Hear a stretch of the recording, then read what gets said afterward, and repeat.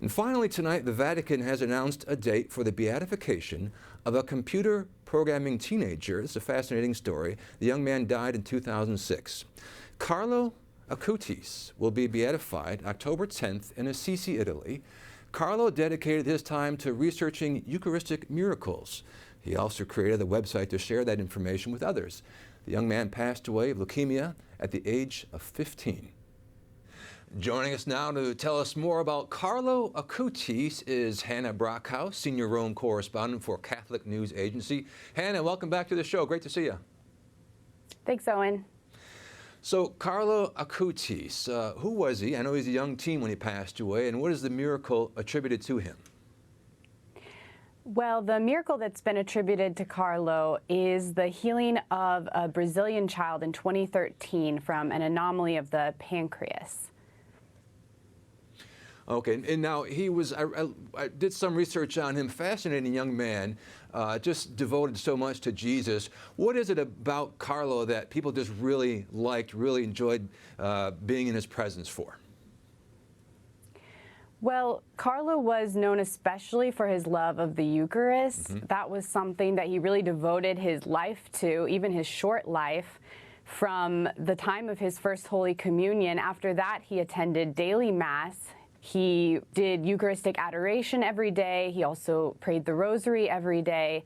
And he was shocked to find out that his peers did not have this same appreciation for what the Eucharist was. So that was really, his mother told CNA in an interview, that was really the highlight, the center of his life was Jesus. But I think another thing that attracts people to Carlo is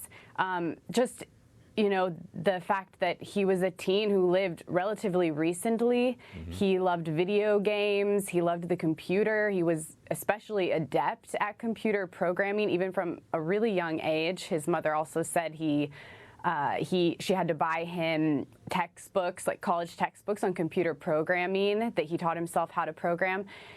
But through all of that, his connection to the Lord meant that he was extremely also obedient. He loved the poor, and he even, self-moderated his use of video games, for example, holding that to just playing video games one time per week. Wow. I think those are just a few of the reasons that people are attracted to this young man. I've got some teens. I don't think they can not play for more, video games for more than like 2 hours, right? Go without it. Is it rare for a teenager to be beatified? Not so rare. We do have cases of also canonizations of teenagers throughout history, usually martyrs.